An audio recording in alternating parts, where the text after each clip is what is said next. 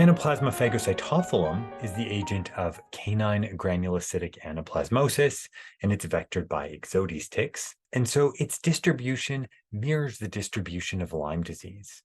Clinical signs in dogs are generally nonspecific. They can be febrile, lethargic, depressed, and anorexia. That's what's seen most commonly. They can have reluctance to move and soreness or weakness, potentially joint pain. Anaplasma phagocytophilum has also been reported to affect cats, small mammals, horses, mountain lions, and coyotes, so it has a broader host range than just our domestic dogs. In this image here, you can see a canine granulocyte with these dark basophilic morulae. So these structures are associated with Anaplasma phagocytophilum. Treatment, again, it's all about doxycycline. Tetracyclines are our treatment of choice for the Rickettsiales. Beyond antibiotics, control and prevention is about avoiding exposure to ticks and acaricides. Ehrlichia canis is a multisystemic disease. In affected dogs, we see depression, lethargy, possibly also bleeding and petechiation. Lymphadenopathy and splenomegaly are seen in around a fifth to a quarter of affected dogs. We can see ocular signs, so change in eye color, blindness, anterior uveitis, or retinal disease, and neurological signs as well, which are perhaps associated with bleeding into the CNS. And then, like many of our vector-borne diseases, polyarthritis manifesting as lameness can also be seen. So canine monocytic ehrlichiosis was first described in 1935, but it really rose to prominence and gained a lot more attention following the Vietnam War. So the American military uses German Shepherd dogs as military dogs, and German Shepherds have an increased susceptibility to a number of infectious diseases. They have not the highest of functioning immune systems, and so they were particularly susceptible to this organism, which they were exposed to in Southeast Asia. Ehrlichia canis is vectored by Dermacentor variabilis and Rhiphocephalus sanguinis in North America, and again, it's treated with either doxycycline or potentially also chloramphenicol. Neorickettsia helminthica, this is the cause of salmon poisoning in dogs. It's a disease with a high case fatality rate that's seen on the west coast of North America. So from California all the way up to British Columbia. You can see here's a picture of Vancouver. This was taken off of Stanley Park, looking out towards the water.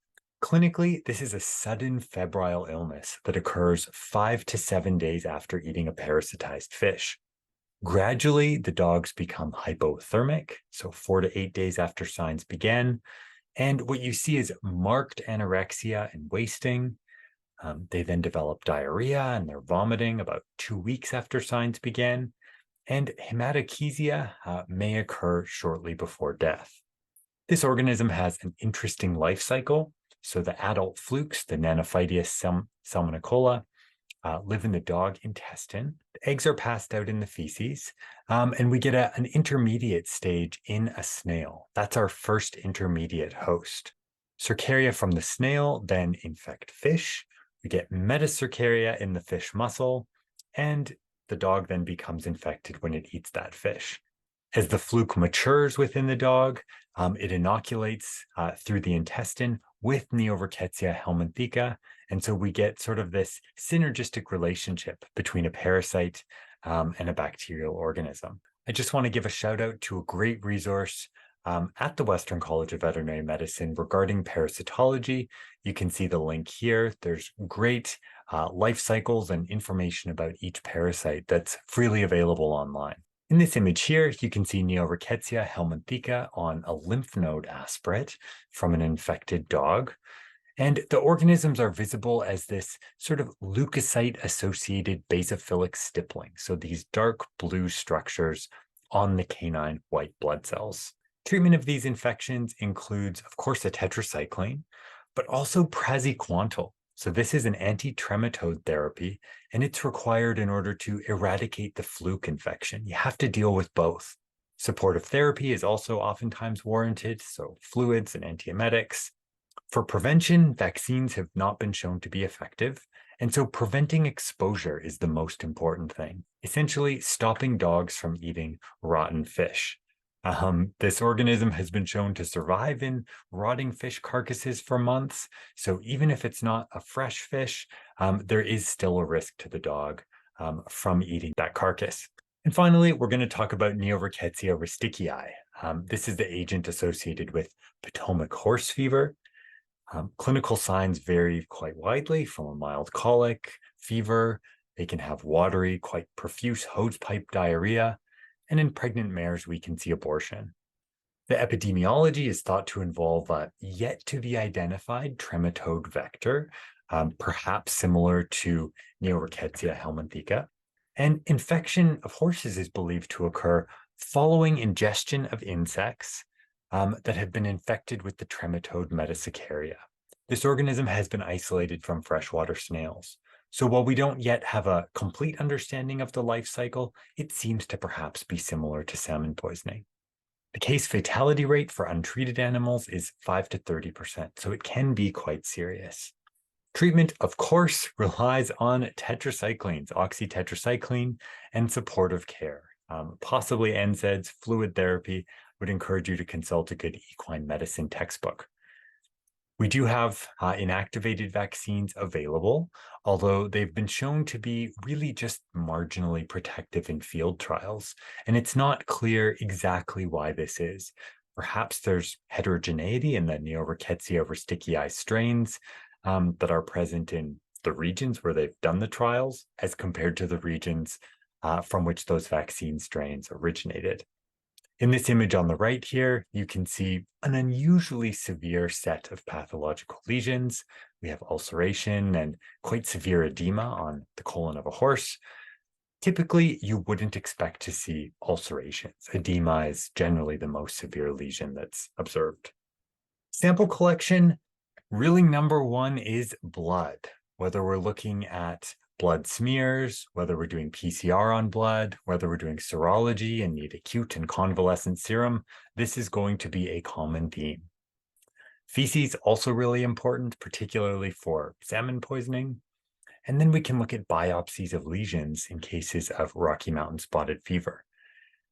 Unless we're going to be sending samples to a specialized lab, culture is really not a concern. And so freezing the samples for preservation is therefore okay. For Rickettsia rickettsiae, the lab can perform serology for identification, and oftentimes this involves taking both acute and convalescent serum. So collecting a sample now when the animal presents, and then several weeks later after they've hopefully recovered. And what we're looking for is a fourfold increase in the antibody titer, which indicates a specific anamnestic response to the pathogen and really points to the diagnosis. Now, what's important to know is that you need to send samples at the same time. So you want to collect that first blood sample and then freeze it, collect the second blood sample, and then send them along together. If we do just send one blood sample, very high individual titers can be diagnostic. So we don't have to see that fourfold increase, but I would encourage you to look at a reference like Green's Infectious Diseases to get more information on how to interpret these tests.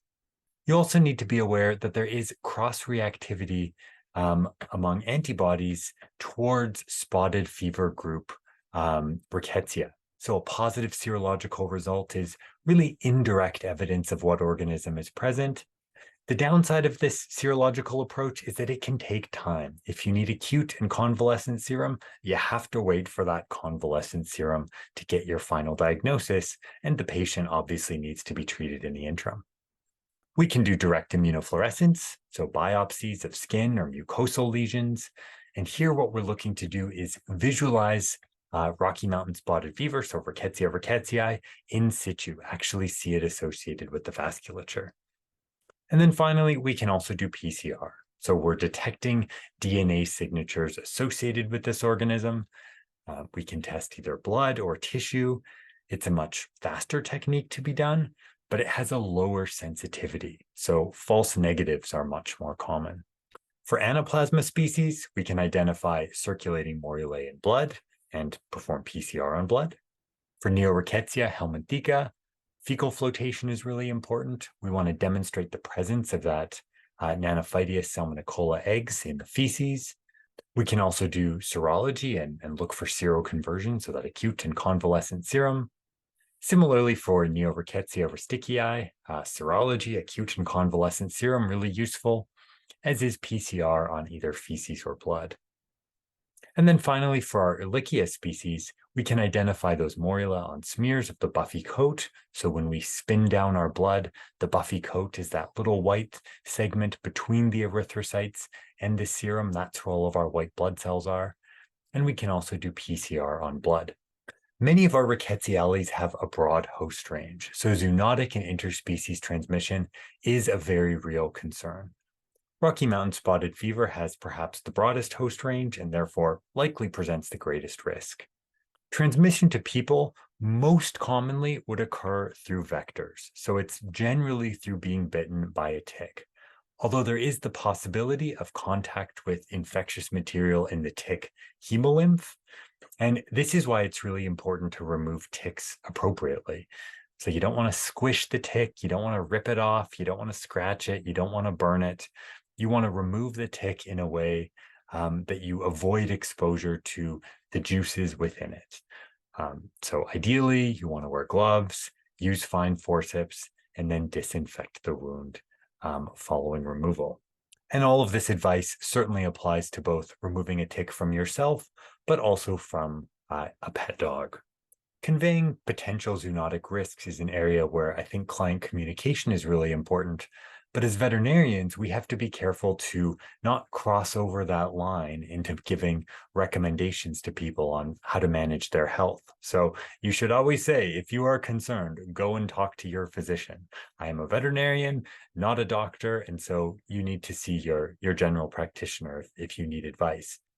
It's important to know that a sick dog does not necessarily mean that the owners have also been infected.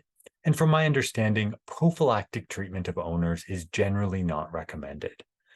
However, if they have a dog that's been sick and they start to see signs developing themselves, so fever, severe headache, rash, nausea, etc., they need to seek treatment immediately. Just a couple of other organisms that I briefly wanted to talk about. Rickettsia acari, this is the cause of rickettsial pox. The house mouse is the reservoir, and it's zoonotic via mites. It's a disease that we typically associate with urban areas. And then Rickettsia felis. This is the agent of cat flea typhus. Opossums have been identified as one potential reservoir. There is a worldwide distribution, and it's zoonotic via the cat flea.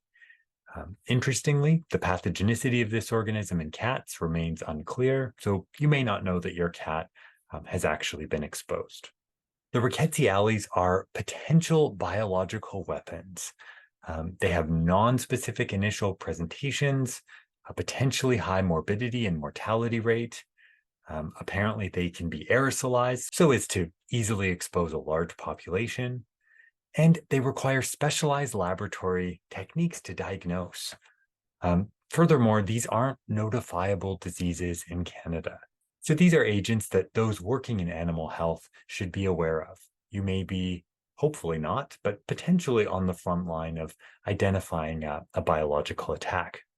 Rickettsia prowazekii actually was weaponized by the United States, Japan, and the Soviet Union, so that weaponization potential has been demonstrated.